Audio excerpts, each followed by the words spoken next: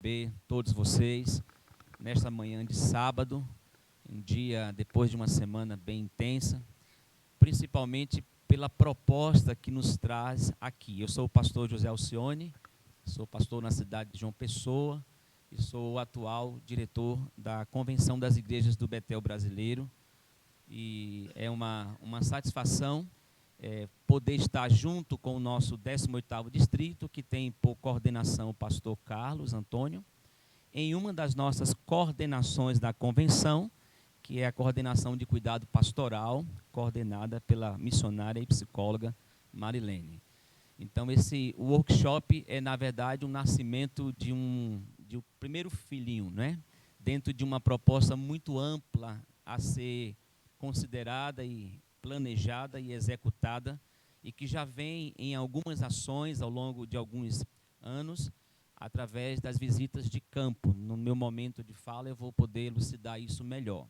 Então, quero que você se sinta muito acolhido por toda a nossa equipe. Quero agradecer aos nossos preletores a gentileza de dedicar seu tempo, o seu saber, a sua experiência e nos abençoar nesta manhã. E queria fazer alguns pedidos. Primeiro, quanto ao celular, se você puder deixar no silencioso, caso precise, no vibrador, caso você precise por uma questão de urgência, esperando alguma ligação. Se não, mantenha desligado ou no silencioso, tá? Nós teremos um momento de perguntas e a equipe vai estar de acolhimento mentoriano. Se você tem uma pergunta, você já pode ir anotando, e aí elas vão estar, você levanta a mão, alguma coisa se dirige, elas vão trazer para que a gente possa mediar, enriquecendo então o conteúdo que está sendo apresentado. E que nós possamos nos permitir nessa manhã, todos nós que somos aqui líderes, pastores, pastora, pessoas que estão engajados no cuidado, nós possamos nos recepcionar esse momento para nós, não é verdade? Como eu me encontro nessa manhã, diante de tudo que nós vamos receber. Como eu estou, como tem sido a minha experiência, como eu me encontro nesse exato momento, em que dimensão isso que eu vou ouvir toca a minha realidade e, consequentemente, toca aquilo que eu preciso aprimorar ou modificar como uma consciência na execução do meu ministério. Então, eu queria trazer uma palavra de oração, mas antes disso, lá o texto de 1 de Timóteo, capítulo 4, verso 16, o apóstolo Paulo traz uma recomendação a Timóteo, dizendo: tem cuidado de ti mesmo e da doutrina, persevera nestas coisas, porque fazendo isto, te salvarás tanto a ti mesmo como aos que te ouvem. Nós percebemos claramente que a execução da tarefa, aqui no caso do zelo doutrinário, passa por um cuidado pessoal. E esse cuidado pleno não se resume apenas na ciência do que eu vou transmitir doutrinariamente, mas em como eu me encontro para que eu possa transmitir de maneira eficaz. Então nós vamos orar nesse momento. Já quero passar a palavra à nossa coordenadora desta coordenação, a missionária Marilene, e psicóloga também, para que ela possa conduzir o trabalho desta manhã. Vamos orar. Querido Pai, muito obrigado pela noite de sono, por mais um dia de vida, pelo privilégio que temos de louvar, exaltar, mas também de conhecer a palavra do Senhor e, por meio dela e de tudo que o Senhor criou, todos os recursos que são acessíveis a nós, para o nosso bem, para o nosso crescimento, para a nossa edificação e para o nosso serviço. Invocamos a Tua graça sobre nós, que esse tempo ele seja proveitoso, ele seja um tempo de crescimento, de fato nós acolhermos, cada um de nós, com muito amor, com muita dedicação, aquilo que os nossos colegas, aqueles que estão em sua agenda para aqui nos edificar, nos confrontar, nos levar a uma reflexão daquilo que é tão urgente em nossos dias, que é o cuidado emocional de quem cuida. confiamos a Ti todo esse tempo. A Tua graça nos seja suficiente. Em nome de Jesus. Amém. Amém. Missionária Marilene, por favor. Obrigada, pastor José Alcione. Para mim é um motivo de muita satisfação, de honra, de alegria, de louvor a Deus, poder estar aqui com vocês todos. Como o pastor José Alcione falou, hoje está nascendo o filho. E nós estamos muito felizes por isso. Porque é desafiador, queridos. Quando se fala de cuidado de pessoas, cuidado pastoral, cuidado de missionários, pessoas que entregam realmente as suas vidas a favor do reino e fazem tantas renúncias. E em nome dessas renúncias, muitas vezes, sofrem, são machucados. E nós sabemos que nesses 2 últimos anos, a quantidade de machucado foi grande. Então nós conversamos, nós oramos, nós entendemos em Deus que estava na hora de nascer esse filho. E é um privilégio enorme ter cada um de vocês aqui. Privilégio porque a maioria aqui desta plateia estão amigos, estão companheiros de ministério, estão pastores, estão missionárias, estão pastoras, tem psicólogos aqui também como a gente, e tem os nossos amigos que serão os preletores deste dia. Daqui a pouco nós vamos apresentar cada um deles, mas eu quero já dar realmente expressar a minha imensa gratidão. Pastor Carlos Eliseu, Simone Romeiro, Pastor Paulo Romero, que veio acompanhando a Simone, marido dela, Pastor José Alcione, e meu marido, Pastor Carlos, que está aí cuidando também da infra, né? Ele falou assim: Mari, hoje eu não tenho condições de pegar nem no microfone, porque ele é servo, ele está cuidando, né, junto com a equipe de acolhimento, para que a nossa estrutura realmente comporte tudo direitinho. Eu só queria pedir desculpas para vocês por enquanto, porque nós estamos com um probleminha técnico aqui para a transmissão da live, e nós pedimos para a maioria dos participantes divulgarem esse link, né, para que mais pessoas pudessem ser abençoadas por esse workshop. Assim que eles conseguirem verificar a questão, de qualquer forma nós estamos gravando. Nós vamos disponibilizar isso para todos vocês lá no grupo de workshop e para quem achar mais necessário também, tá bom? Então, antes de mais nada, vamos ficar de pé. A gente tomou café, a gente já está um tempinho sentado. E eu gostaria de chamar o meu irmão em Cristo, Alain. Nós vamos louvar ao Senhor, vamos ministrar aqui um louvor, para que nossos corações nesta manhã, eles fiquem aquecidos para a glória do Senhor. Amém?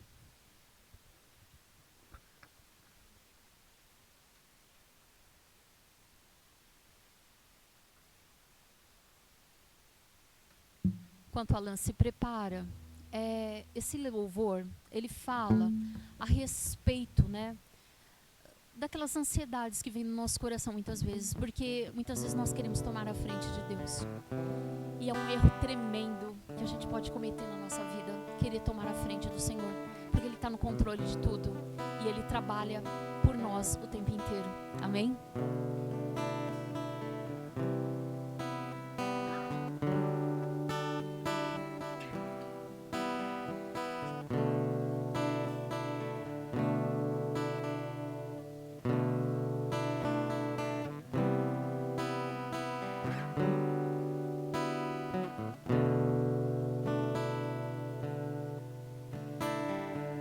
Não tenha sobre ti um só cuidado, qualquer que seja,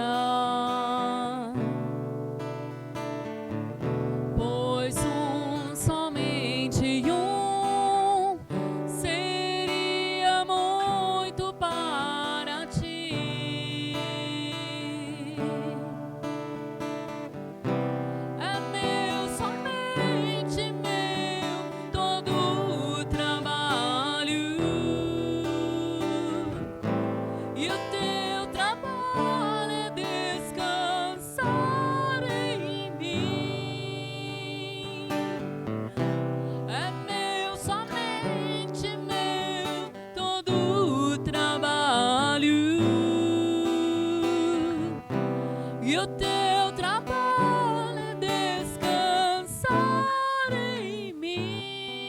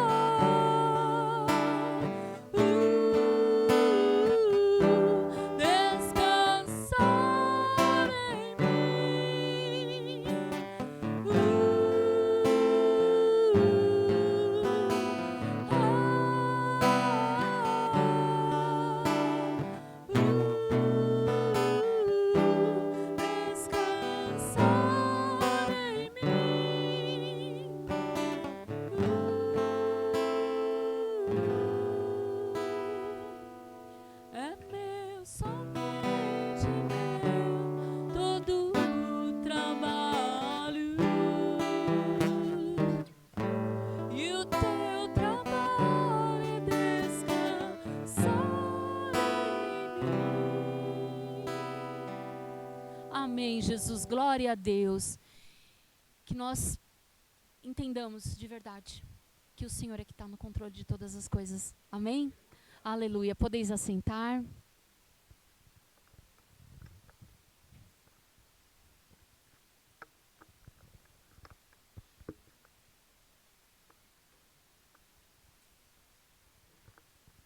Bom, agora sem delongas, é com um prazer enorme que eu gostaria de apresentar o primeiro preletor desse dia, que é o pastor Carlos Eliseu Dias da Rocha. Por favor, uma salva de palmas para o servo de Deus, amém?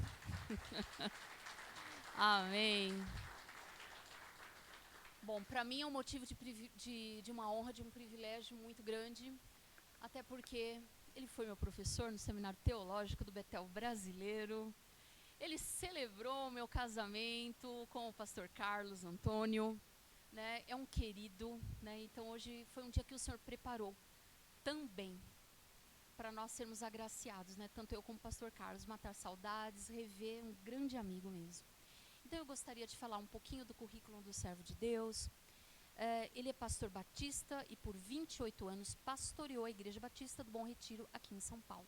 Ele tem mestrado em teologia pelo Columbia University Seminary, bacharel em teologia pela Faculdade Teológica Batista de São Paulo, psicólogo clínico, MBA em gestão do terceiro setor e pós-graduado em aconselhamento cristão e fundamentos da psicanálise. Ele tem especializações em sexualidade adulta e infantil e psicologia organizacional. Trabalha com mentorias para pastores e líderes, terapias de casais, individuais e em grupos, treinamento para igrejas e seus ministérios, departamentos e palestrantes em retiro, acampamentos e workshops.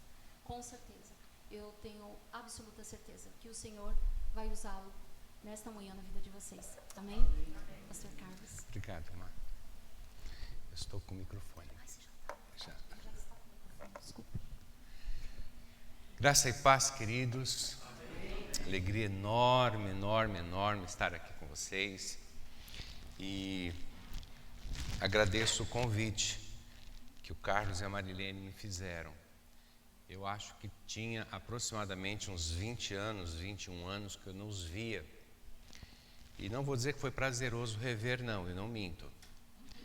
Não foi tanta alegria assim, não. Eu fiz o casamento deles em 99, Mari? 99. E desde então não os vi mais. Não me convidaram para ir almoçar na casa deles. Nem sei onde é.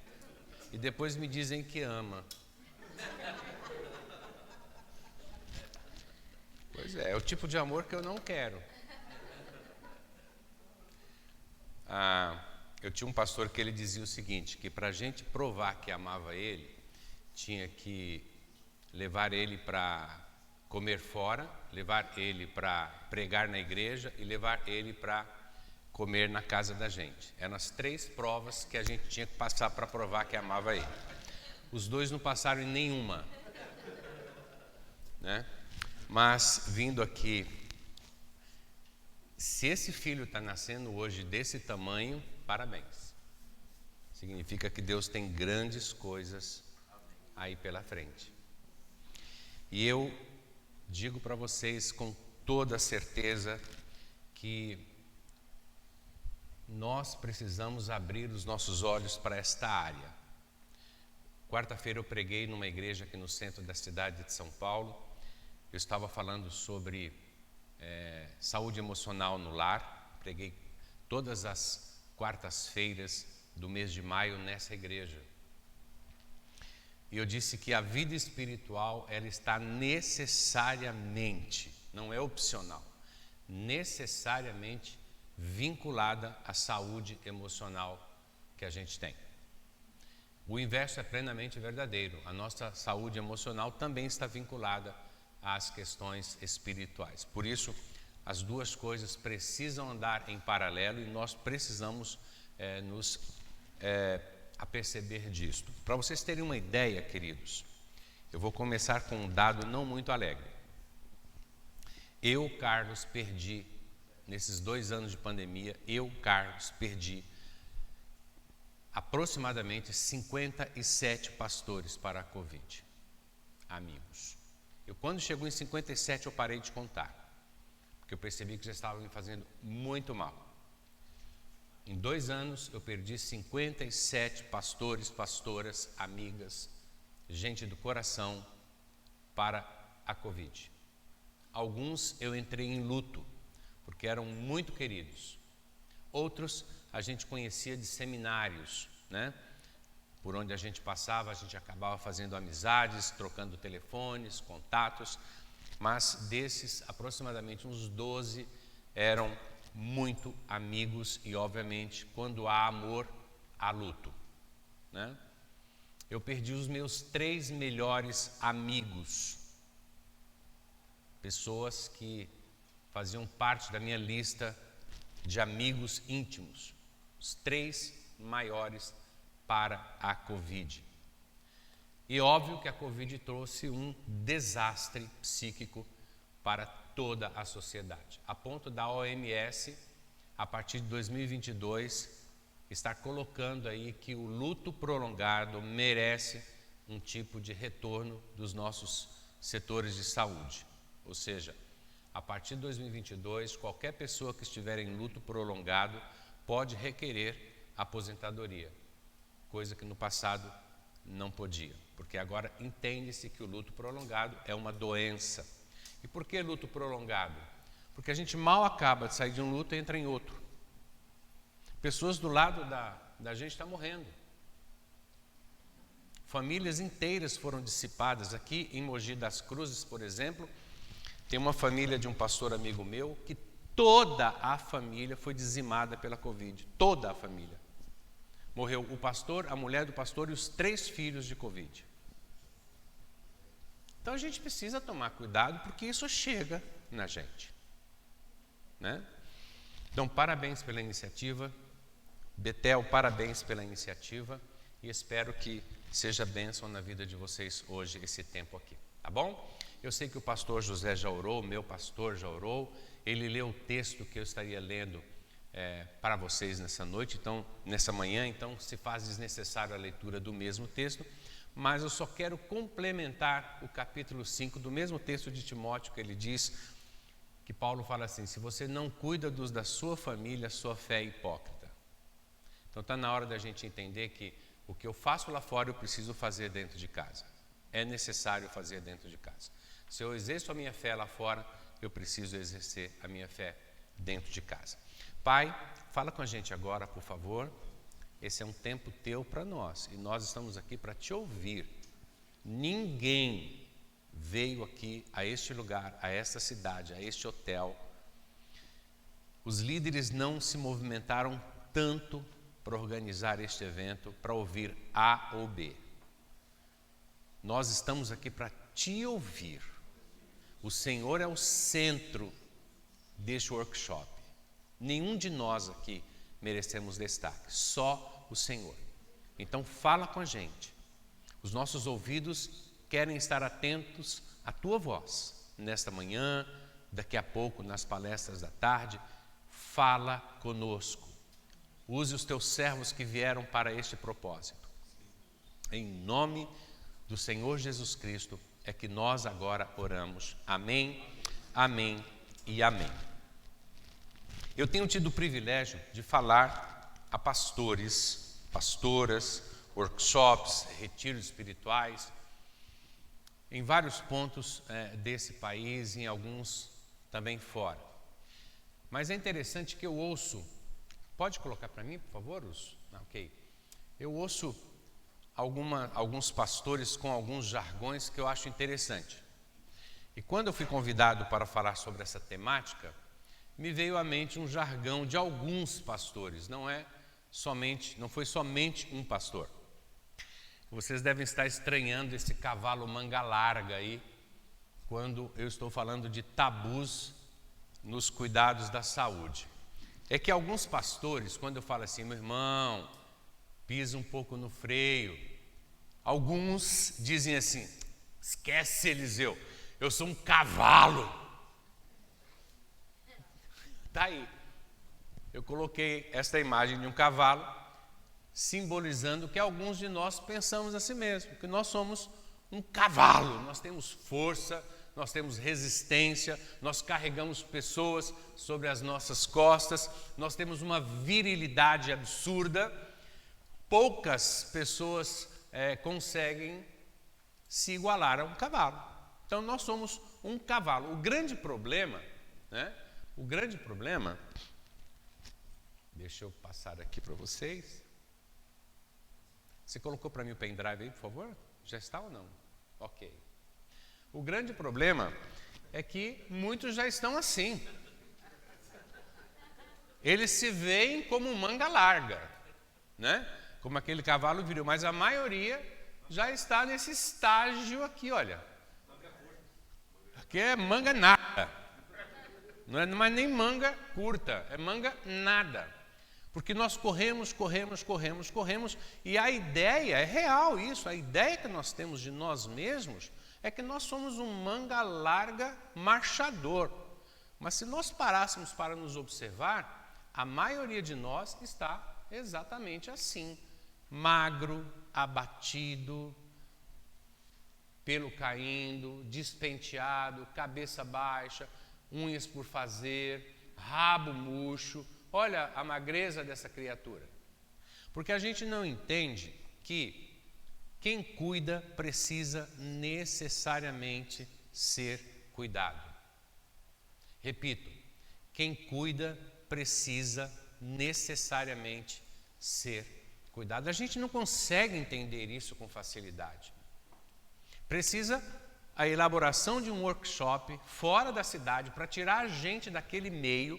Eu participei de um retiro de pastores como preletor há mais ou menos uns 3 anos atrás, onde a organização chegou e não foi tão educado quanto o pastor José, que disse assim, vocês podem, por favor, desligar o celular de vocês? Foi assim que o pastor José falou.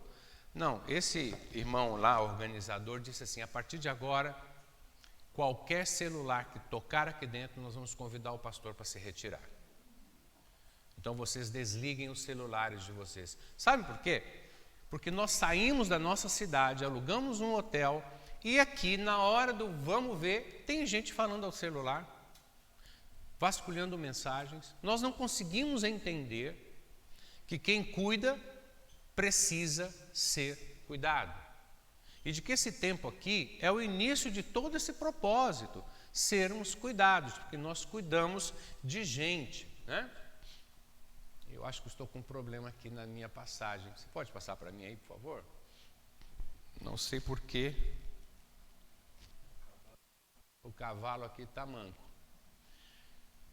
Agora, eu não sei se essa ideia de que nós somos um manga larga é uma questão de ensino teológico lá nos nossos seminários, porque quando eu fiz seminário, quando eu fiz a minha formação em teologia em 86 na faculdade teológica, eu me lembro que eu ouvia coisas desse tipo, pastor não fica cansado, pastor não pode recusar chamado, pastor não pode recusar oração, pastor não pode recusar fazer visita em hospital, pastor é pastor. Então isso foi passado para a gente, isso foi ensinado para a gente, que você pode estar de férias, se alguém pedir uma oração para você, corta as férias e ora pela pessoa. Né? Você pode estar em férias, mas se a pessoa precisar que você saia das suas férias e volte, então abandone as suas férias e volte. Essa ideia foi passada para a gente, nós crescemos com essa questão teológica, mas a grande verdade é que muitos pastores e muitos líderes se acham mesmo Messias, que têm uma visão, uma missão messiânica de salvar o planeta, de salvar a igreja de Jesus Cristo. Agora, quando o povo olha para nós e nos acham uma espécie de Messias, tudo bem. Complicado é quando nós mesmos nos sentimos um Messias. Eu atendo alguns pastores que dizem literalmente para mim isso: Deus me chamou para salvar a humanidade. Eu ouço isso de pastores no meu gabinete, no meu consultório. Eu tenho um líder de uma denominação grande hoje no mercado que diz exatamente isso para mim: Deus me chamou para lançar profecias do altar na hora dos cultos. E às vezes eu pergunto, mas em algum culto o irmão relaxa? Eu não posso relaxar porque Deus tem o tempo todo falado comigo durante os cultos, é uma ligação direta para que eu possa lançar mensagens para o povo. O irmão curte o culto? Não posso. O irmão aprende com os louvores? Não posso relaxar. E aí a coisa é tão maluca que quando eles falam, eles até abrem o olho: eu não posso relaxar. Eu fico com medo, de verdade. Às vezes eu até abro a porta um pouquinho, para qualquer coisa eu saio correndo. Porque é uma questão messiânica. Eu fui chamado para. Você tira férias? Não posso. Eu fico meio assustado, porque o que nós estamos passando para o nosso rebanho, se nós temos uma visão deturpada de que nós somos o novo Messias? Ou temos uma missão messiânica? Pastores doentes geram igrejas doentes. Vocês concordam com isso? Repito, pastores, líderes doentes geram igrejas doentes. O inverso é verdadeiro, irmãos? Igrejas doentes podem adoecer os seus líderes? O que vocês acham? Quem acha que sim, levanta a mão. Quem acha que não adoece, levante a mão. E quem não está nem aí com nada, não sei. Para mim tanto faz. Igrejas doentes, talvez em momentos curtos não adoeçam seus líderes. Eu vou mostrar uma pesquisa para vocês, tanto no Brasil quanto fora dela. Mas a longo prazo, igrejas doentes adoecem os seus pastores, as suas pastoras, a sua liderança, né? Então, talvez seja exatamente isso que nós queiramos, que o povo nos veja como Messias. Isso alimenta o nosso ego, né? Nossa, lá está o pastor, é um cavalo, cara. Isso é bom para o nosso ego. Eu sou um cavalo. É mesmo. Você tem toda a razão, irmão. Isso foi revelação do Espírito mesmo. Isso é um cavalo, né? Você passa para mim, querido? Eu acho que a minha pilha está fraca, viu? Oi? Você pode trocar para mim? Mas a sua está funcionando, né? Uma vez um cara falou isso para mim, a dele também não estava. Não adiantou nada. Oi? Exatamente. Ok. Eu falei num acampamento para 600 pastores batistas. Esses eram batistas. E vocês sabem, eu sou batista desde que eu me converti. Batista tem uma coisa muito interessante. Ele enverga, mas não quebra. Ele está morrendo, mas ele não fala que está com dor, né? E é muito complicado você falar para batista, porque ele não admite muito que ele precisa de cuidados, não. Eu estou jogando pedra no meu telhado, tá? E aí eu fui convidado para falar para aproximadamente uns 600 pastores batistas numa cidade aqui em São Paulo chamada Sumaré. E começamos o trabalho e eu pedi para alguém fazer algumas anotações daqueles 600, porque era uma boa massa, dá para você ter uma boa noção através dos resultados ali. E foi interessante porque durante a palestra, vocês não vão acreditar no que eu estou falando. Durante a palestra, depois de uma meia hora de palestras, 2 pastores começaram a se bater no auditório. Bater mesmo, soco, é isso que eu estou falando. Porque um discordou do outro. Ou seja, o nosso nível de estresse está tão alto que o outro não pode mais discordar. E aí eu pedi para o auditório, olha, deixa eles se baterem, vamos continuar nós daqui. E foi isso que aconteceu. Eu continuei a palestra, os dois continuaram brigando. Um tacava cadeira no outro, e a palestra continuou. Até que alguém falou, pastor, isso não te incomoda? Eu falei, a mim não, incomoda você também não, então vamos continuar.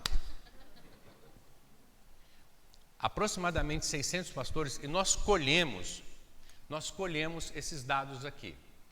Em 2019 e 2020, nós tivemos o maior número de suicídios pastorais. Ou seja, a nossa liderança está se suicidando. Lá no passado nós não tínhamos isso ou era escondido. Agora as mídias estão revelando. Vocês veem vídeos aí no YouTube de pastoras, líderes se suicidando. Recentemente, há uns 3 meses aqui na cidade do Rio de Janeiro, apesar que no Rio de Janeiro acontece tudo, isso não seria normal lá, uma pastora se jogou de uma ponte e antes de se jogar ela orou.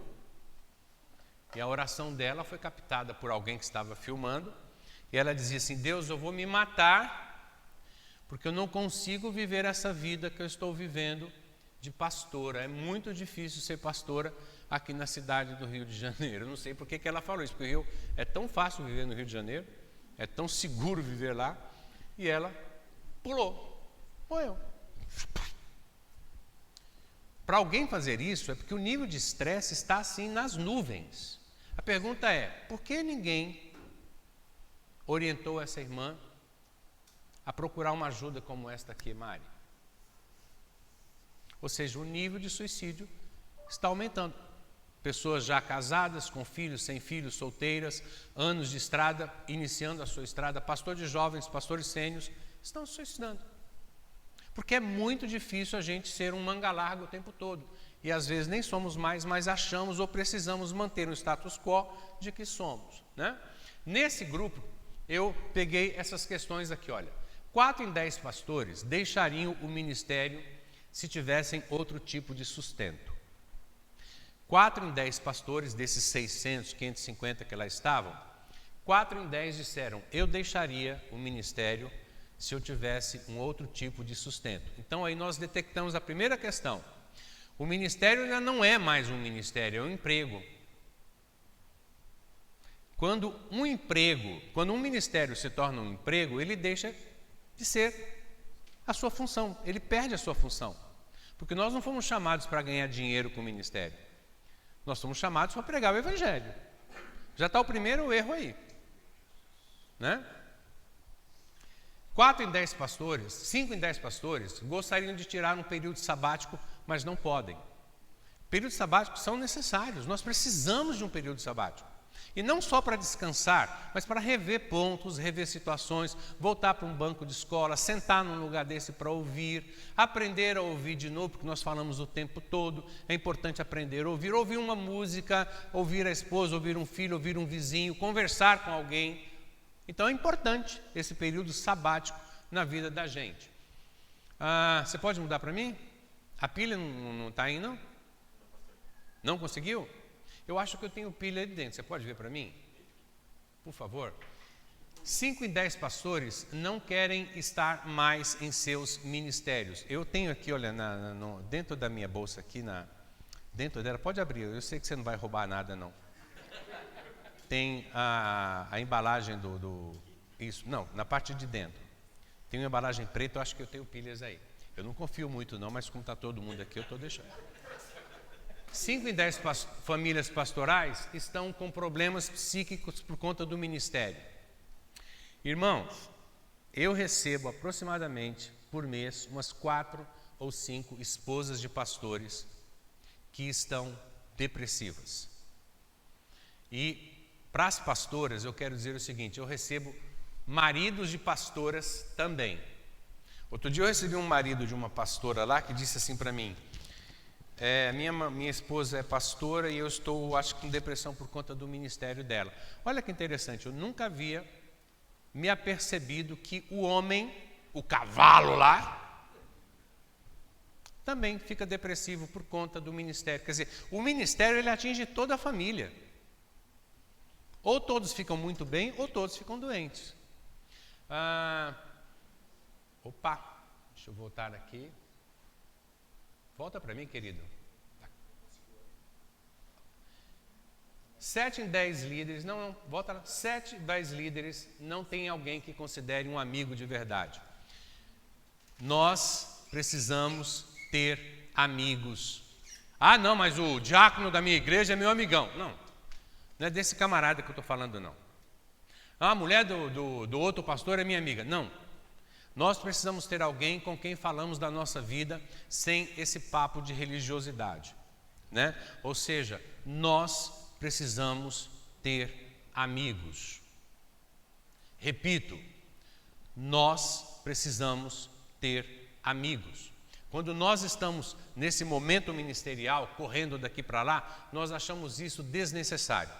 Mas é muito importante você ter um amigo para poder comer uma pizza, tomar um sorvete, fazer uma caminhada, fazer uma corrida e pescar. Você precisa ter um amigo, você precisa ter uma amiga, onde você não fale de igreja. Quando nós recebíamos pessoas na minha casa, pessoas da igreja na minha casa, porque eu pastoreei durante 27 anos e meio a Igreja Batista aqui do Bom Retiro, nós recebíamos pessoas em nossas casas, alguns membros da igreja, outros não. A primeira coisa que nós falávamos quando eles pisavam na sala da nossa casa é: nós não falamos de igreja aqui. Como assim?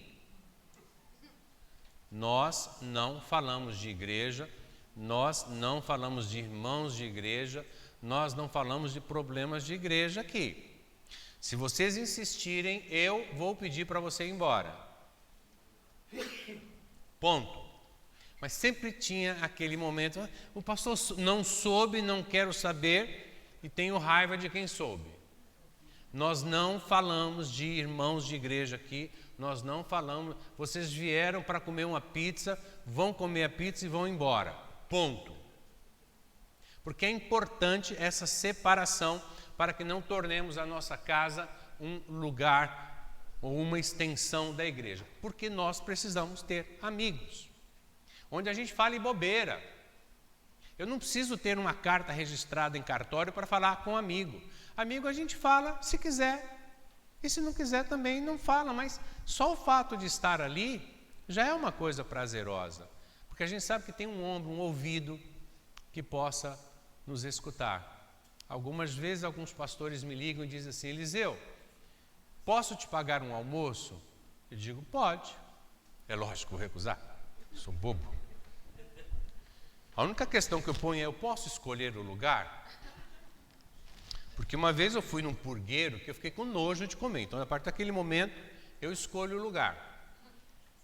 Irmãos, por incrível que pareça, algumas vezes sentamos, comemos, falamos de Palmeiras, de Corinthians, da novela. Isso estressa. Isso estressa. Exatamente. Depende para quem você torce, que estressa, né? Se a gente torce para aquele outro lado ali do Perdiz, aí a coisa não pode falar o dia todo. Só isso.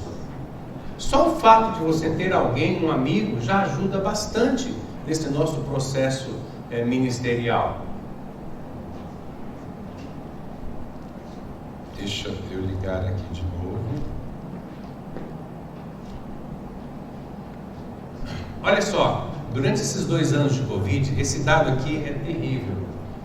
Durante os 2 anos de Covid, esse slide aqui, ele é de janeiro de 2021. Ou seja, em 2020, quando a Covid pegou pesado mesmo, quem mais morreu foram os religiosos. Ou seja, olha só, segurança ficou em segundo lugar e o pessoal da saúde ficou em terceiro lugar. Mas quem mais morreu foram líderes religiosos. E eu pergunto: por quê? O que a gente tinha que morrer? Fala para mim. Se você fala, quem morreu foram os médicos, a gente entende, médico está ali na linha de frente, né? Quem morreu foram seguranças, a gente entende, segurança está ali na rua mesmo. Mas o que a gente tem que morrer? Alguém pode me explicar? Hã? Falta de fé? Se falta de fé matasse, eu estaria na roça, viu? Olha, estou sendo muito honesto aqui. Se falta de fé matasse, ou eu estaria com Jesus ou eu estaria com o outro. Imprudência. Sabe por quê? Eu tenho uma missão messiânica. Excesso de fé. Ligavam na minha casa assim: Pastor Carlos, oi. Pandemia comendo, lockdown comendo, você não podia ir nem no mercado. Alguém ligava em casa: Pastor Carlos, oi meu amor, tudo bem? O que houve, querido? Só pode dar UTI? Não posso, querido, desculpa. Não posso. Desculpa, mas eu é pastor, sou pastor, mas eu tenho uma família para cuidar. Se você que é o marido não vai, eu vou. Por isso que nós morremos. Porque não tem sentido isso daqui. Não tem sentido. É porque nós fomos orar por pessoas em hospitais, nas ruas, porque nós temos uma missão messiânica. Nós somos os novos Jesus do nosso tempo e não entendemos que a gente não é um manga larga, a gente é um pangaré mesmo, e que a gente morre, e que a gente fica doente. Por isso 57 pastores amigos meus estão hoje debaixo do chão. Tudo bem, a alma está lá com Jesus, mas o corpo está lá. A esposa não tem um INSS, passando necessidade, precisando de esmola de igreja. Chegou um novo pastor, a igreja não pode pagar 2 pastores, tem que privilegiar quem está lá. A esposa do pastor que morreu, que ficou lá 50 anos, não tem mais o que comer, porque a gente é assim. E aí nós não entendemos porque que algumas coisas não andam com a gente. Agora, esse dado não tinha que estar aqui. Eu vi pastores fazendo cultos no meio de uma pandemia sem máscara, porque o vírus não chegava nele. O que eu posso fazer com um cara desse? Matar também. Né? Você não tem o que fazer com um cara desse. É doente, está doente. Eu fui convidado para falar numa noite de vigília numa igreja no meio da pandemia. Iam fazer de madrugada justamente para ser clandestina. Já começa o erro aí, irmão. Desculpa falar. Se eu vou fazer uma coisa clandestina, Deus já não está nesse troço. Ou eu faço de porta aberta, e se chegar polícia, a gente vai todo mundo preso, mas tudo bem, mas clandestino eu não faço, né? Mas pastor, por que 3 horas da manhã, 2 horas da manhã? Ninguém pode saber. Mas, pastor, é só eu e você aqui. Pode falar. É porque a gente vai burlar as autoridades. Conta comigo não. Conta comigo não. Estou fora. Qualquer coisa clandestina, o meu Jesus não está presente não. Eu prefiro ser preso, sair dali algemado para uma cadeia, mas fazer de porta aberta. A gente não entende isso. Pode passar para mim? Aí eu pergunto ali, por que será que esse número é tão grande, né? Será porque nós não entendemos que nós também ficamos doentes. E a maioria dos líderes sérios, independentemente da denominação que tenha, a maioria dos líderes sérios, dos pastores e pastoras sérios, estão ficando doentes. Precisam ser curados. E isso é problema nosso. E as igrejas precisam olhar para isso. Eu propus para a minha denominação, certa vez, montarmos um consultório de psicologia dentro da nossa convenção. Eu me propus organizar isso, conversar com alguns psicólogas amigas minhas, para a gente dar um dia por semana. E o que eu ouvi foi: psicologia, coisa que faz a cabeça da gente. Como assim? Como assim? A gente não fica doente. Ah, tá bom. A gente não fica doente. É isso. Nós temos uma missão messiânica de salvar o mundo, mesmo que para isso signifique que as nossas famílias fiquem sem nós, né?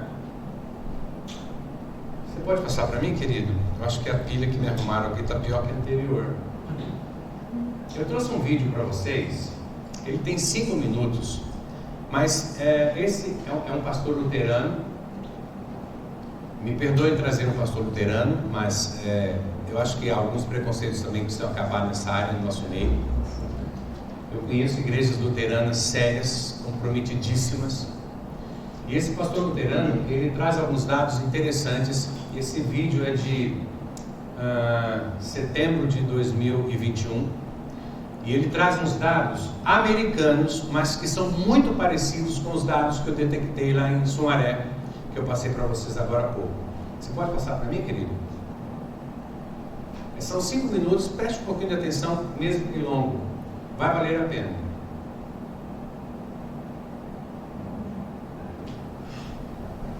Pastor da comunidade evangélica luterana de Rio do Sul, Santa Catarina.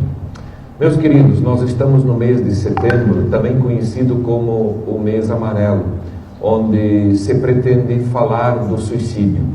E neste vídeo eu gostaria de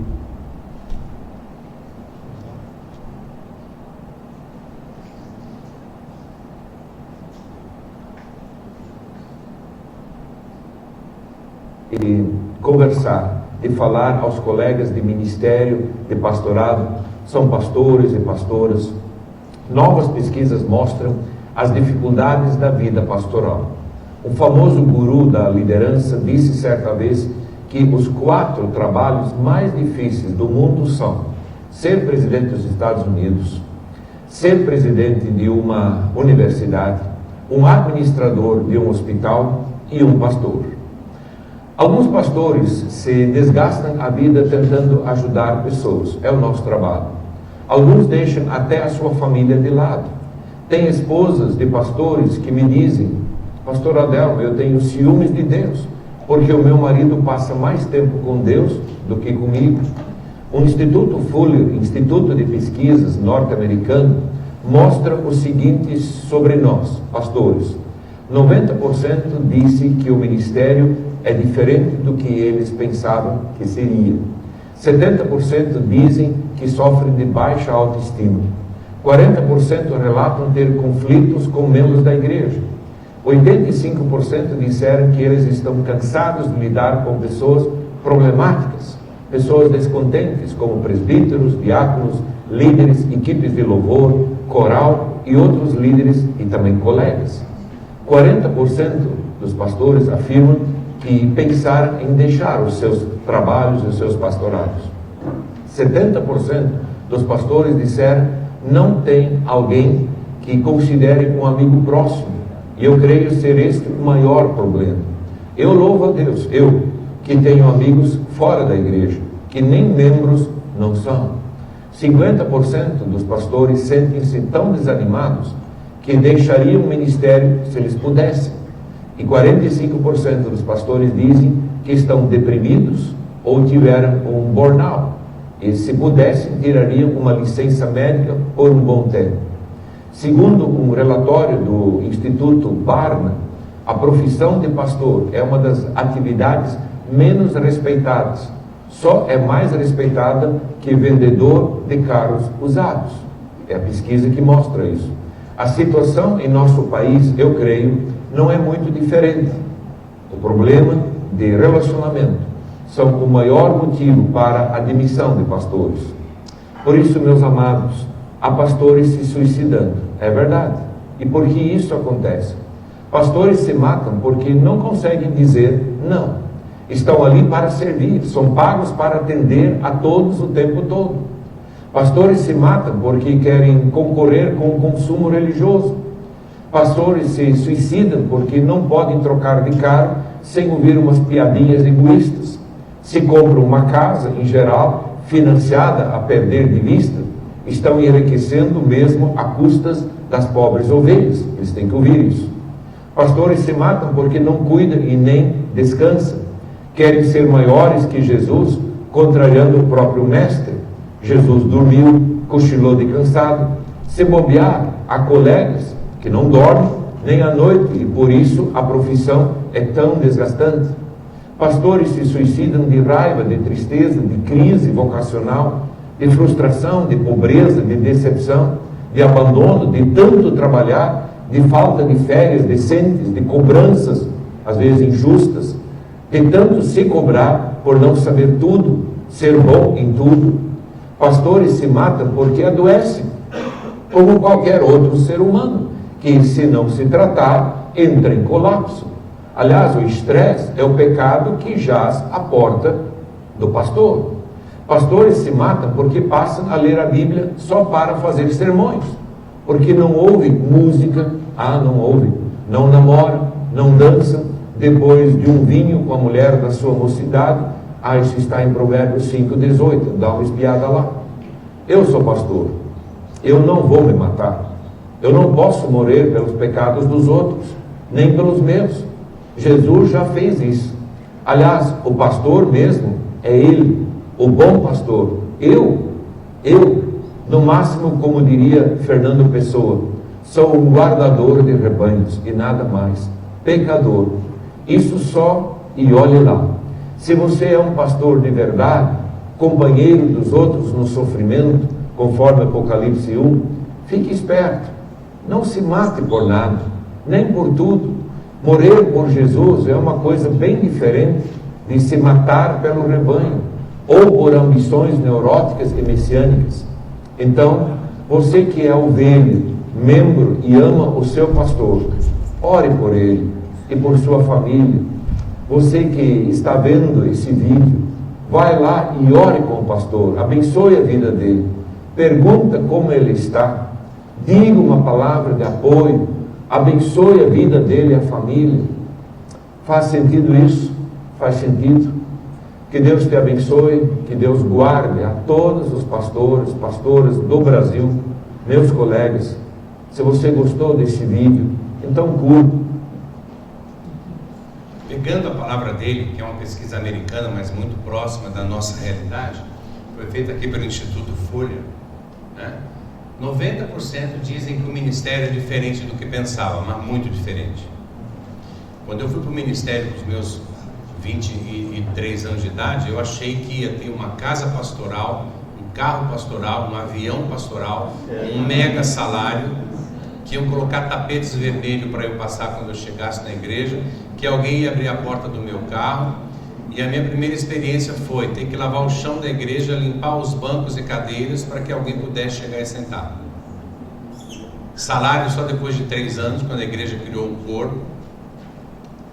Irmãos, tive que fazer cultos no escuro, porque a igreja não tinha pago a energia, e obviamente foram e cortaram.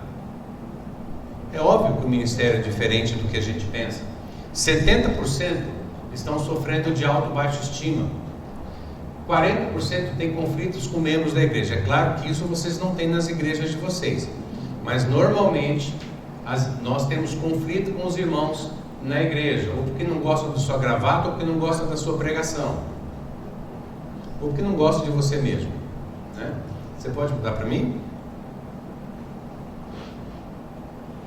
85% estão cansados de lidar com um forte desgaste de equipes de louvor, diáconos e coros. Eu sei que vocês não têm isso problema na igreja de vocês com ministério de louvor, mas a maioria das igrejas tem.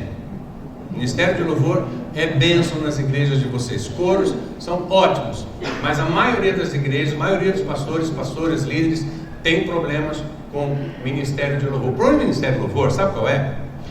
Ninguém canta nada e acha que canta muito. Essa é a grande verdade. Essa é a grande verdade. O cara se sente um manga larga, mas é um pangaré. Essa é a grande verdade. Sabe por que nós não fazemos seleção? A pessoa se converte, vai para o altar cantar. Ela acha que é cantora mesmo. Ela acha que é Ivete Sangalo. Ou acha que é um, sei lá, me fala alguém famoso masculino aí. Um cantor famoso. Fábio Júnior. Exatamente.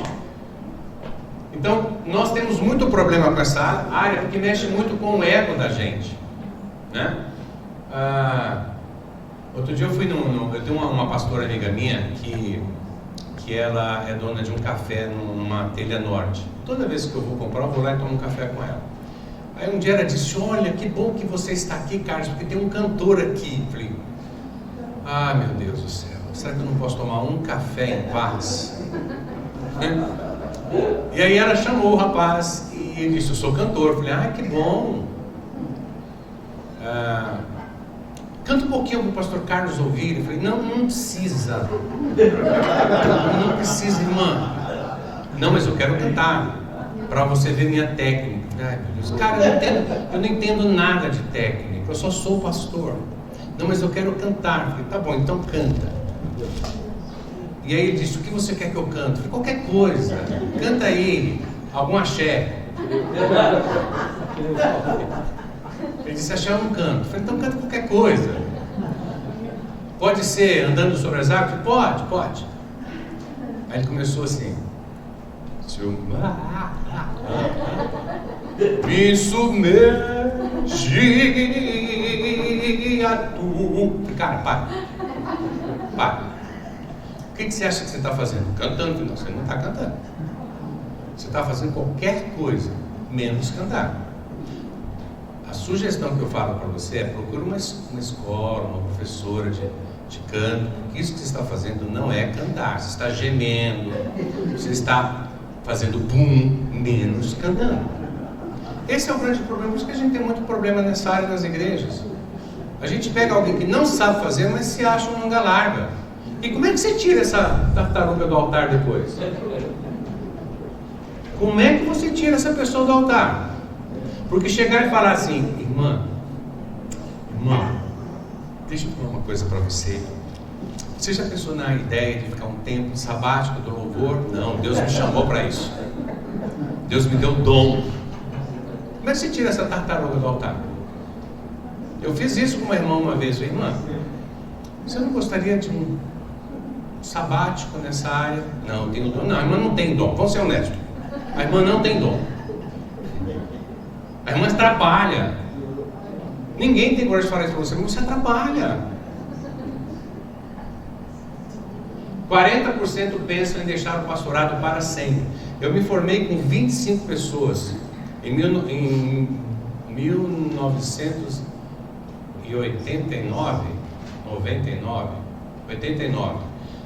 Dos 25 pastores que eu me formei, 3 estão no ministério e 2 estão em sabático e um deles sou eu. Ou seja, a maioria já desistiu do ministério. 70% não tem um amigo. 70% de nós não tem um amigo. Não é o diácono. Irmãos, essa turma não é amiga nossa. Se tiver algum diácono aqui, me perdoe.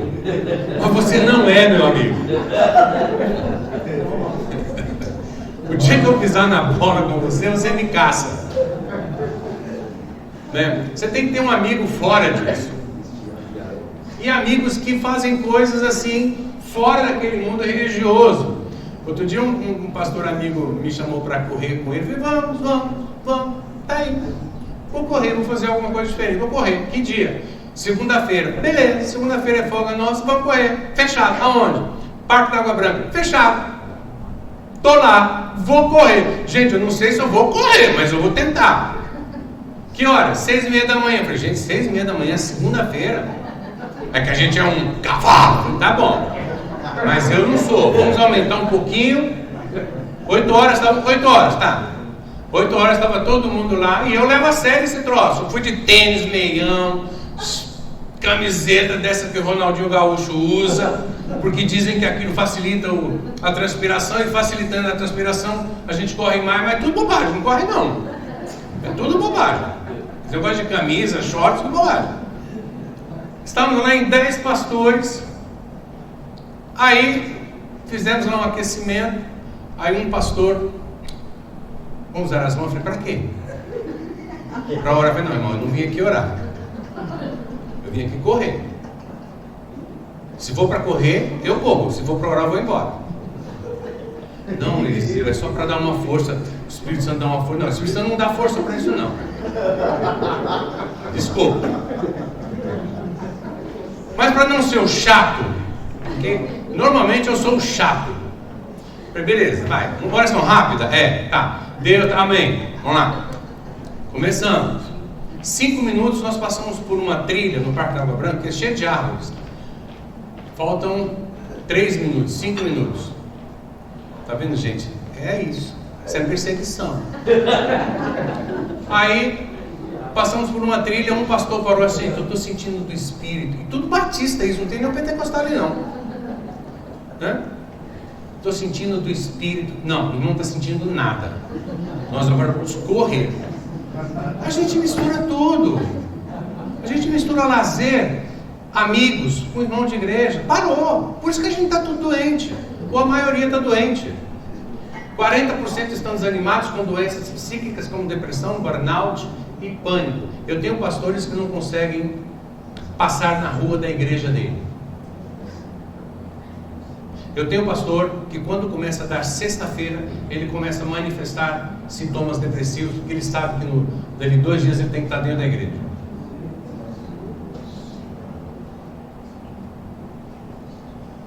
Muda para mim rapidinho. O que abordou? Burnout é uma doença que você desenvolve com o ambiente seu de trabalho. Não necessariamente, para falar a verdade, não as pessoas, mas o local de trabalho. Tá? Então você pode, por exemplo, fazer um churrasco na tua casa e levar todos os seus colegas de trabalho. Mas se você for lá no trabalho, você começa a ter alguns sintomas de burnout, como por exemplo pânico, sua dor, coração bate, talvez você tenha até algum tipo de crise lá. Tá? Estafa, estresse. Eu tinha uma paciente que ela tinha uma árvore atrás da mesa dela e ela desenvolveu um burnout pelo local de trabalho. E depois de 6 meses que eu descobri que o problema não era o ambiente, era a árvore. Não é uma árvore, né? Um vaso, uma planta. Tirou a planta, acabou o problema. Não me perguntem. Antes que alguém fale, mas não sei. Continuando aqui. 50% estão desanimados e deixariam o ministério se pudessem. 45% estão desanimados com doenças psíquicas, depressão, burnout e pânico. Muda para mim.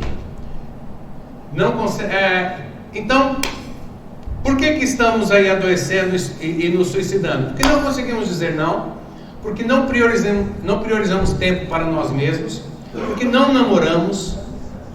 Irmãos, não precisa levantar a mão, por favor. Mas quantos de nós aqui não namora? Há quanto tempo? Mas quando eu falo namorar, eu estou falando namorar mesmo. Quanto tempo a gente não namora?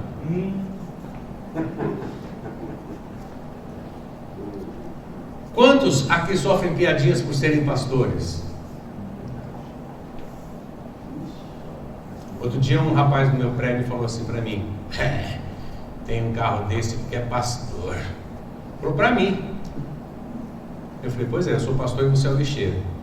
É isso aí, cara. É a diferença entre nós. Ponto. Eu não vou tentar me justificar. Não vou. Porque a maioria diz: não, querido, entenda bem, deixa eu ver, esse carro eu comprei em 48. Não interessa, é meu. Não tem essa sensação. Ponto. Por isso que a gente fica doente. Porque mantém status quo de ser super pastor ou super líder. Porque não tiram férias decentes e quando tiram, fica orando com os irmãos por telefone. Eu estava lá em Porto Seguro com minha esposa e meu filho. Uma irmã ligou: pastor, só pode orar? Não. Mas pastor, um pastor nunca recusa oração. Eu recuso. O senhor não pode orar por mim? Não, eu estou de férias, irmã. Mas pastor, são 5 minutos numa oração, irmã, pelo amor de Deus. Oração são 30 segundos. Mas pastor, qual o problema? O problema é que nós precisamos entender que estamos em férias. Porque levam a igreja para casa e quando adoecem entram em colapso. Eu estou correndo porque eu sei que meu tempo já foi, tá, gente? A pandemia mudou esses números ou essa realidade para melhor? O que vocês acham? Próximo. Pode mudar. Antes da pandemia, segundo a OMS, 3 a 4 pessoas em 10 no mundo, não no Brasil, no mundo, sofriam de ansiedade. Hoje são 8 ou 9 em 10. Olha só o que a pandemia fez. Gente de carne e osso tem isso aqui. Agora nós pastores não. Nós não. Nós não ficamos ansiosos. Esses números aqui não são para nós. Porque nós temos uma missão messiânica. Nós somos os novos Jesus do século 21. Pula. Vou mudar rapidamente aqui algumas sugestões para vocês mudarem essa realidade. Se vocês quiserem, eu posso deixar os slides com a Mari e ela passa para vocês, caso vocês queiram isso daqui, tá? Mari, tem liberdade para repassar para o pessoal se você quiser, tá? Tem um período de devocional regular, só o adorador e o adorado. Precisa ser regular esse troço.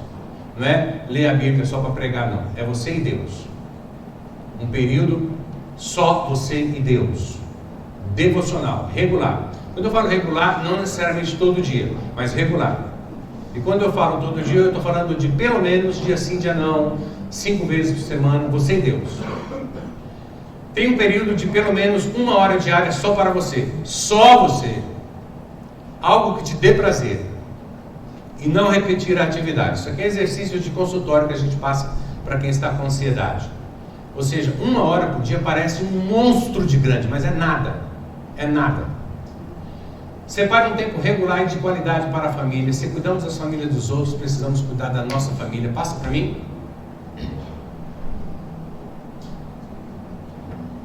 Namore bastante, bastante, bastante. Use e abuse. Se lambuze de tanto namorar. Aprenda a dizer não. Não faz parte do nosso vocabulário. Mesmo que o outro fique chateadinho, deixa ficar chateadinho. As pessoas precisam aprender a ouvir não. Se quiser falar que você é chato, deixa falar que é chato também, não tem problema, tá? Faça um inventário de todas as atividades que pratica para descobrir o que pertence a você ou não, o que pertence ao seu ministério ou não, e otimize isso. Por exemplo, carona. Dá para o pastor me dar uma carona até a Zona Leste, porque ele não mora na Zona Leste? Não, mas não, isso não é carona, isso é viagem, querido. Carona é se eu estou indo para cá, você também, isso é carona. Se eu tenho que ir para lá, não vou. Não vou. Mas o seu carro é pastor, não, o carro é meu. A igreja não me deu carro nenhum, o carro é meu. Ponto. Pastor, me empresta o seu carro para... Não empresto. Acabou. Ou seja, aprenda a dizer não, faça um inventário do que é atividade tua e do que não é. Só pode visitar minha sogra? Não, sua sogra não é mesmo da igreja, querido. Depois a gente vê isso. Agora tem algo mais importante. Qual é? Minha hora. Ponto. Exercícios físicos são necessários. Muda para mim, por favor. Por favor, muda para mim. Seja menos super e se tornem mais humanos. Aprenda a descansar, dormir, relaxar. A maioria de nós não consegue fazer isso. A maioria dorme acordando a noite inteira, né? A maioria tem hipersonia, que é aquele sono durante o dia, porque não dorme bem à noite. Faça um amigo para chamar de seu. Você precisa ter um amigo para chamar de seu. Os meus 3 morreram, eu preciso fazer. Se alguém quiser ser meu amigo, para eu chamar de amigo, me procure na saída. Os meus 3 morreram. Mas eu quero um amigo para pescar, para falar de Palmeiras, para falar de futebol. Eu quero um amigo para... Entendeu? Eu não quero um amigo para falar, você viu o culto de ontem? Não me interessa. Vamos orar? Não. Tem um amigo para chamar de seu. Se precisar, busque ajuda profissional. Isso é muito importante. E que Deus tenha misericórdia de nós e nos perdoe por não sermos bons mordomos do corpo e do nosso tempo. E eu finalizo aqui com esse cara aí. Joseph Ratzinger. Eu quero pedir perdão à liderança por colocar um papa e não um pastor aqui. Mas eu acho que a gente aprende com todo mundo, né? Esse camarada, ele foi papa de 19/4/28/2. E quando ele entregou o papado, uma repórter italiana perguntou para ele assim: Ratzinger, Papa Bento XVI, por que você está renunciando ao papado? Você entra em qualquer país, qualquer líder de qualquer país bate continência para você.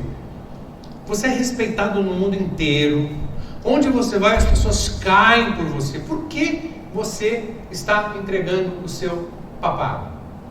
E aí ele disse assim para a repórter: sabe, quando eu não era papa, eu queria muito ser papa.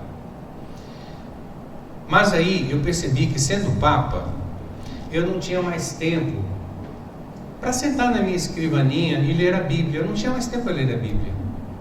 Eu não tinha mais tempo para fazer as orações que eu fazia no passado, de joelhos aos pés da minha cama. O meu quarto só tinha minha cama, minha escrivaninha e minha Bíblia. Hoje meu quarto tem um monte de gente, eu tenho que comer com um monte de gente, eu tenho que estar respondendo pergunta o tempo todo. Eu não tenho mais tempo nem para fazer os discursos que eu faço lá na janela.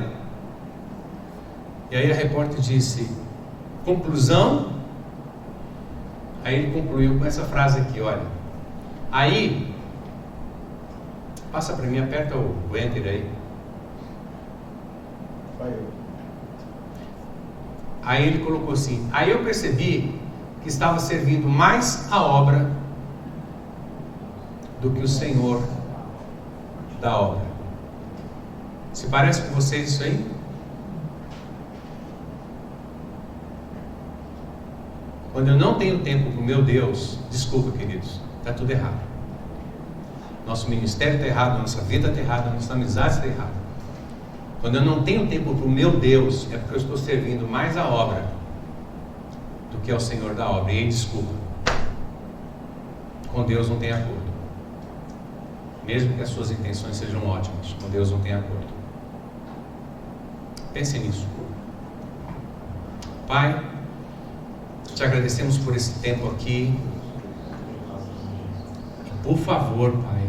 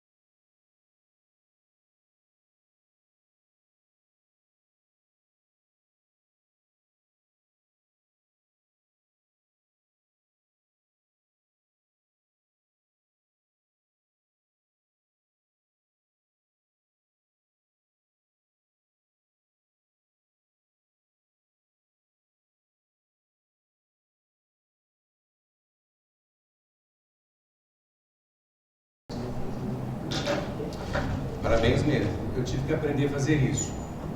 Eu era um cavalo, viu? Só que eu era um pangaré e me achava um mangalardo. Primeiro você tem que mudar todo o teu conceito de descansar. Então eu tive que, por exemplo, aprender a baixar as luzes de casa a partir das 7 da noite. Eu tive que aprender a desligar o meu celular a partir das 8, 9 da noite. Então 9 horas eu desligo meu celular em casa. As pessoas que me conhecem, que são familiares, sabem que só fala comigo se ligar mesmo, sabe? Porque celular liga, não sei se vocês sabem que a gente faz ligação, né? Então, se alguém quer falar comigo, eles ligam mesmo, ligar de ligar, não manda mensagem porque eu não atendo mais a partir das 9. Eu tive que mudar as questões de leituras. Eu lia muito à noite, eu produzia muito à noite. Eu tive que encontrar um novo horário para poder produzir, porque você vai criando uma rotina no teu corpo e ele vai assimilando aquela rotina. Então, mesmo quando eu não estava lendo ou fazendo algum tipo de estudo, trabalho, eu estava acordado, rolando na cama. Então eu entendi que aquilo estava sendo muito prejudicial. Outra coisa que eu passei a fazer, me perdoem os mais espirituais, mas eu passei a namorar mais. Então, quando você namora mais, você dorme mais tranquilo. Até banho você tem que entender a hora que você toma. Eu percebi que tomar banho à noite me acelera, então eu passei a tomar banho de manhã. Percebe que é uma loucura, mas você tem que encontrar o seu time. Se eu tomo banho de manhã, eu fico o dia todo pilhado, mas se eu tomo à noite, eu fico a noite toda pilhada. Então eu tive que inverter. Comer à noite eu não posso. Então lá pelas 7, 7h30 eu tomo um lanchinho, se tiver alguma coisinha essa, uma fruta, mas passou das 9, 10 horas, esquece. O que eu como é uma bolachinha, uma coisinha bem, não uma fruta, só para você ir para a cama. Eu tomo algum suco, e é uma coisa prazerosa, não é que isso, que tristeza, nossa, nem me imagino fazendo isso. Não, se acostuma, porque o estômago cheio também te atrapalha. Ou seja, há a necessidade de mudança de hábitos. Até o que você assiste na televisão, uma vez eu assisti Palmeiras e Boca, eu fiquei a noite toda sem dormir, o Palmeiras quase foi desclassificado. Podia perder por 3-0, já estava quase 3-0. O River, isso, Palmeiras e River. Eu passei a noite toda com dor de cabeça e acelerado. Falei, nunca mais eu assisto futebol depois das 11 horas. Ou seja, há necessidade de mudança de hábitos, sim. Exercícios, por exemplo. Se eu fizer exercício à noite, eu passo a noite acordado, eu tenho que fazer de manhã, né? Porque meu corpo fica a 1000 por hora. Então, descubra quem você é e veja quais são as alterações que você tem que fazer. Vai fazendo certo e errado, certo e errado, certo e errado. Isso aqui funcionou, mantém, não funcionou, muda. Certo e errado, até você encontrar o seu tipo. Agora, é importante dormir bem. Quando eu falo é importante dormir bem, eu estou falando de pelo menos 6 a 8 horas bem dormidas por noite. Tá? Eu durmo 3 e fico ótimo. Não, mentira, você não fica, querida. 3 horas não é suficiente para te alimentar. Você tem que ter de pelo menos 6 a 8 horas. Pastor, essa pergunta aqui, eu também quero a receita. Pois não. Para todos nós. Como fazer o ano sabático? Eu já fiz um período pequeno, mas já fiz. Mas como fazer o ano sabático? Importante isso. Lembra aqueles 600 pastores que eu fui pregar?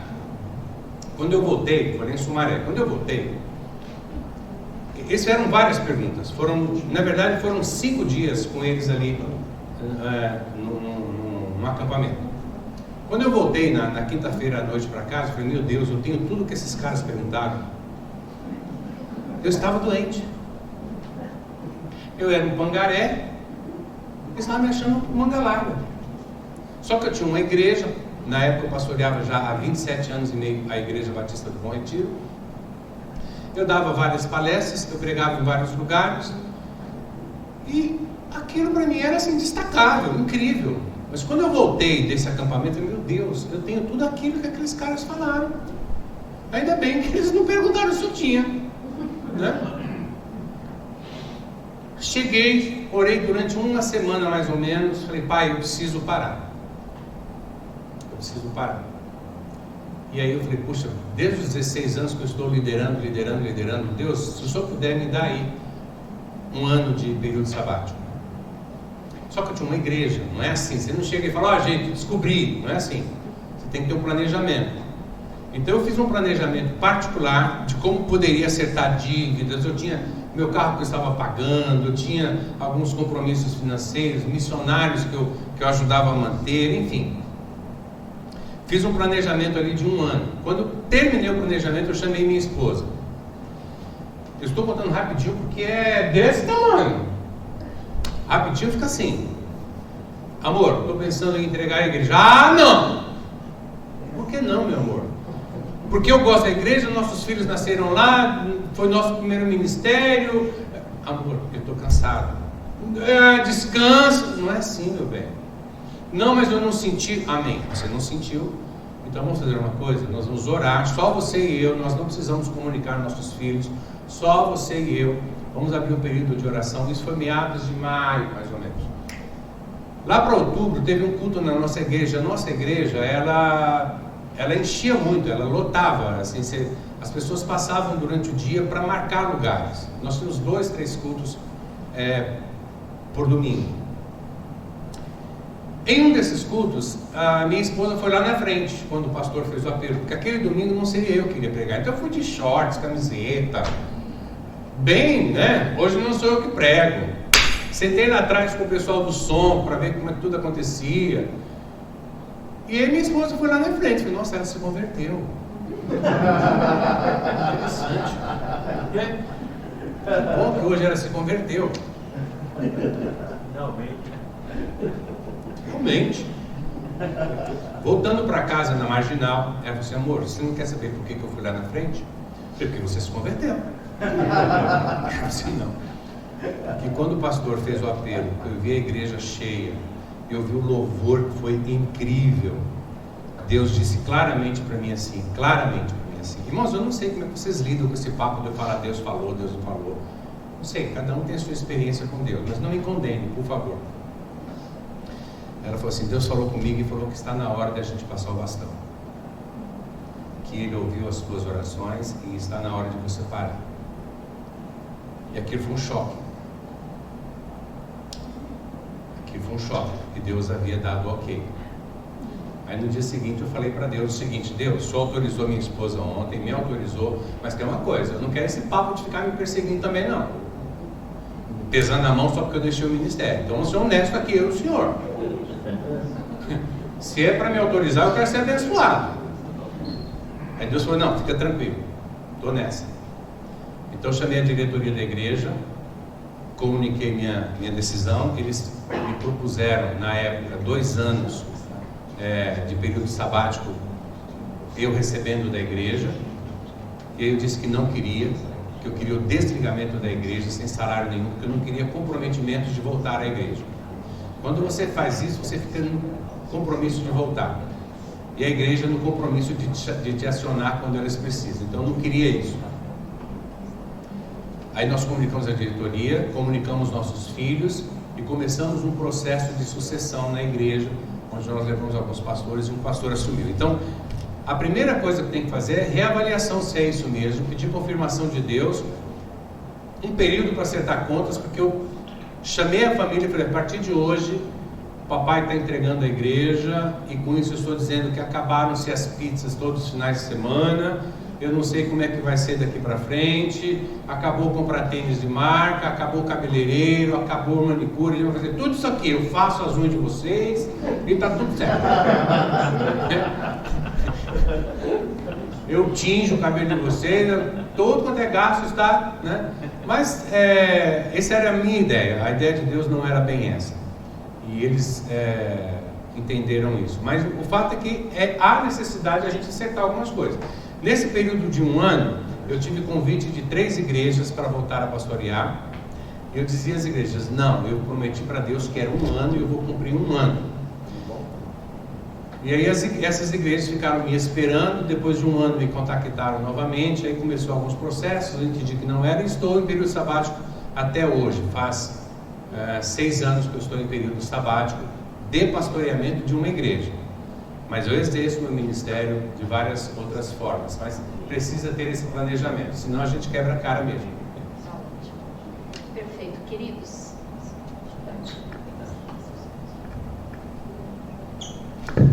E período sabático você tem que fazer o que é diferente. Você não pode tirar um período sabático e continuar fazendo as mesmas coisas. Você tem que mudar. Então, volta para um banco de escola. Eu fui fazer MBA, fui fazer pós-graduação, voltei para banco de escola, viajei para fora para conhecer a faculdade de psicologia em Coimbra. Quer dizer, você tem que fazer coisas diferentes. Vou fazer a mesma coisa, você não descansa. Você só muda o gemido, mas a dor é a mesma. Pastor Carlos, nós encerramos então esse período. Foi um prazer enorme então poder estar se degustando tudo que você colocou. Foram orientações extremamente importantes, né? Então, mais uma vez uma salva de palmas para a glória do Senhor, sempre para Ele, para Ele. Amém? Bom, queridos, antes de nós darmos continuidade, a equipe técnica me pediu aqui só uns 3 minutinhos para um pequeno ajuste de cenário, porque nós estamos fazendo a transmissão de tudo que está ocorrendo através do Instagram. Então,